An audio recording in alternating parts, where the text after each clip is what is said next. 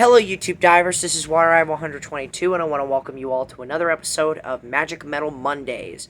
So, right off the bat, I'm going to say that this is going to be a two-part episode because the band we're going to be discussing here today has a pretty big discography. So, if you're new here and if you have never watched any of my two-part episodes, basically, we spend two episodes talking about the band. Like, whenever a band has more than 12 records, we're going to do two-part episodes. And the band that we're going to be doing today is Los Angeles' very own, one of the most underrated glam metal, hair metal, blues rock, whatever, bands that have ever picked up an instrument or, set foot in a recording studio or whatever. We're going to be talking about Great White. So this band, I wanted to do Great White for a couple of different reasons. For one thing, growing up on the radio, I always heard like their classic big hit "Once Bitten, Twice Shy." I thought it was really fun, and then unfortunately, I heard the news that a couple months ago, their iconic lead singer, and one of the best vocalists to come out of the hair metal and glam metal scene, Jack Russell, had passed away at the age of 63 due to a very, very, very, very, very bad case of dementia. So this video is made. This video goes out to him and his family and the entirety of the Great White fans and band members and crew. This video is for y'all. Rest in peace, Jack Russell. You will be sorely missed. So let's go ahead and get started on here. This record, Great White have 13 albums, hence why this is a two-part episode. So let's not waste any more time. Let's get started with the ranking. So coming in at number 13, we got their most recent album and likely their final album, Full Circle, from 2017. So this is the second album to feature their second vocalist, Terry Lewis, on the mic. He was formerly in a band called XYZ before joining the band in the early 2010s. And he's got a really unique voice. It's very powerful at times, but it was never quite soothing and atmospheric like Jack Russell's was. And often the two albums that he made with Great White, a lot of fans consider it to be their least favorite records from the band, and myself included. But with Full Circle, I think this is the weakest record in their discography, mostly because this is their most forgettable album and their most, cookie-cutter, generic record they've made to date. There are a few good songs on here, like Big Time is a fun song. Moving On's a good song. And Cry of a Nation is my favorite song from the record. I think it's a very nuanced kind of song in this type of record.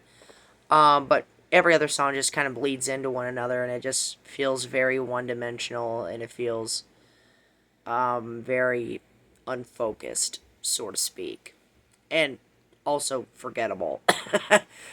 So there's that.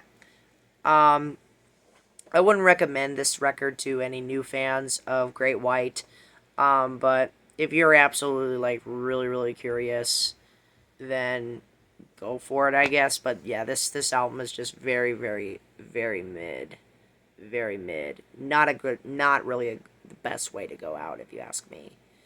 So with that said, Full Circle comes in here number 13. Number 12, we're going to be talking about the previous album, Elation, from 2012.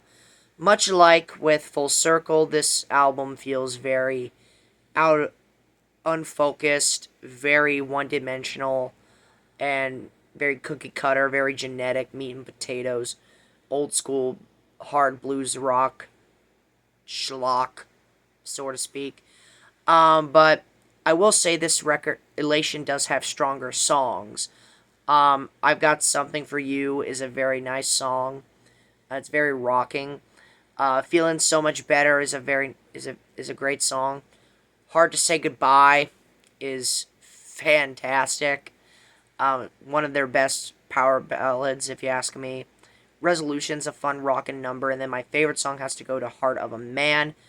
One of my favorite riffs the band has ever written, low key. It's fantastic.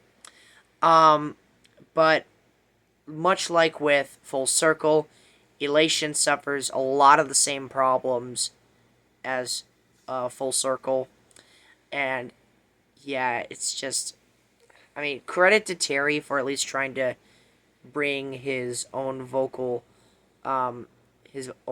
techniques and sound to the table. He's at least not trying to sound like Jack Russell, which I always admire when bands bring in new singers and the new singer brings their own talents to the table. But overall, I just feel like the songwriting is very lackluster across the record. So, Elation comes in here at number 12. Another pretty mid album, if you ask me. Now, speaking of mid albums, number 11, we got the 1994 album Sail Away. So, the problem with this album is that there are way too many ballads on this record. This record is just jam-packed with a bunch of acoustic ballads. I have seen a lot of bands do acoustic albums or EPs or whatever that have a lot of variety. It's not just a bunch of slow,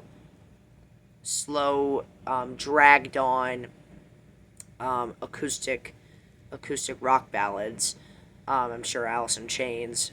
I think Alice in Chains is probably the best example with their two EPs, or at least with their EP Sap. But Sail Away, while it does have some good songs like Cryin', Gone with the Wind, Sail Away, the title track, If I Ever Saw a Good Thing, and Living in the USA, the rest of the record just feels, again, very one-dimensional, very cookie-cutter. The songs just feel like they bleed into one another at times, and it could get very boring to the average listener, if you ask me. And this also reflected in the album's sales. This was arguably Great White's most unsuccessful record in terms of sales. Yeah, and it put them in turmoil for a while, so to speak. But looking at the album objectively, I don't think it's very bad. But I mean, it's just another mid album. What more do you want me to say? So with that said, Sail Away comes in here at number 11. Number 10, we got the 2007 album Back to the Rhythm. So with this album, at the time this album was released, it had been 8 years since the band had released any material, released another album. And I would like to think that the reason for this hiatus, they did the tour for their previous album at the time, Can't Get There From Here, and while they were playing a gig over in Rhode Island, over at a club, they had pyrotechnic effects, and there was an accident with the pyrotechnic equipment, and the club caught on fire, and one of the new members at the time that Great White had hired, Ty Longley, he went back into the club to save some people, and in his act of heroism, he was unfortunately killed in the fire. So, and this tragedy left a huge toll on the band, and especially on Jack Russell. And as a result, I would like to think that they went on hiatus until they felt comfortable going back into the studio, and then this album was made. Back to the Rhythm, I think, is a pretty good record. I like the title track a lot. Neighborhood's great. I'm Alive, Stay Hungry, Was It the Night, and my favorite song on the record has to go to Play On. I think it's one of their most underrated tracks in their whole discography, low key. I really like it a lot. Um, Back to the Rhythm, I think it's a pretty okay album. Not really much else I could say. Let's move on. So, number 9, we're going to be talking about the 2009 album, Rising. From here on out, all of these records are at least good. And in my opinion, Rising is the best record that Great White has made since 1999 with Can't Get There From Here. And with Rising in particular, I really love the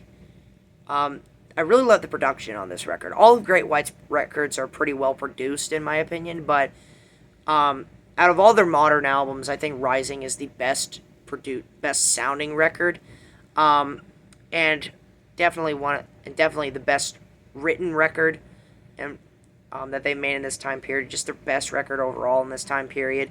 There's a lot of underrated jams on here, like All or Nothing, which kind of has like Beatles-esque harmonies in the chorus. Shine is a very rockin' number. Loveless is a great song. Danger Zone is a very, very bad to the bone song, which kind of calls back to their early days. And then my favorite song on the record, and one of my favorite tracks on the record, and one of the most underrated songs in all of Great White's discography, Is It Enough? Absolutely love this song. Absolutely love it. Especially Jack Russell's vocal performance. He doesn't hit any crazy high notes or anything like that, but his voice is just so warm, and it's so delicate, and it's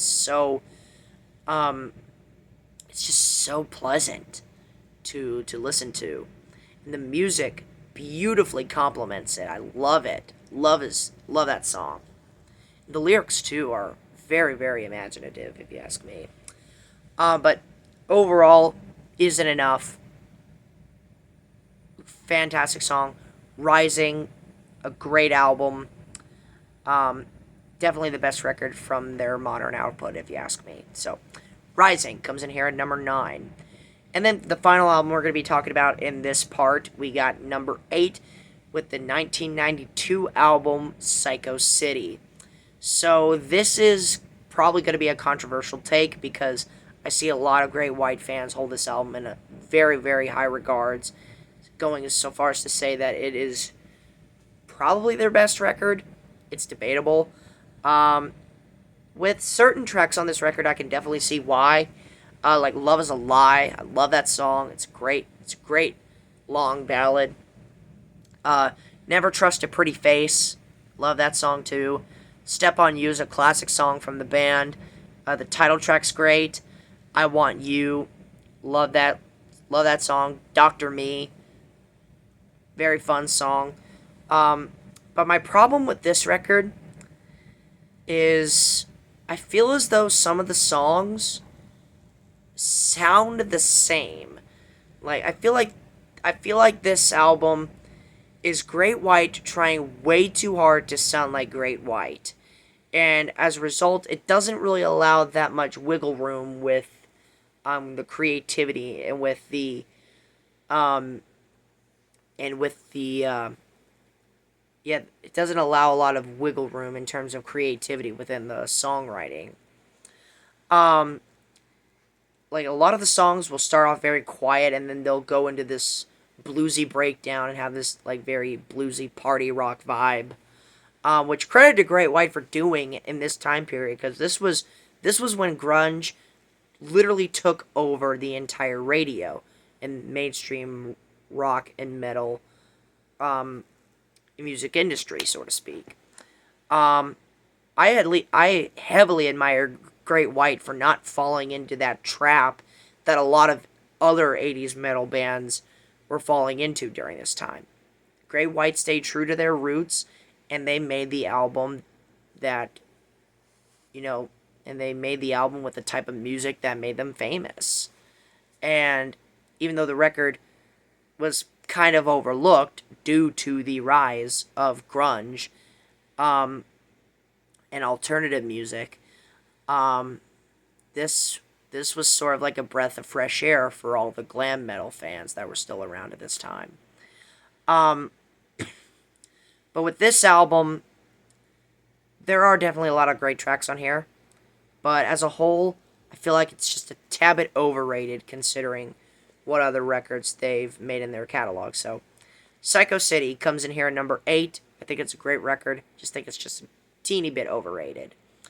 Alright, so with that said, that concludes part 1 of the Great White Album rankings. Stay tuned for part 2. Thank you so much for watching, my fellow YouTube divers. This is WaterEye122 signing out, ready to dive into more fun on YouTube. Thanks for watching.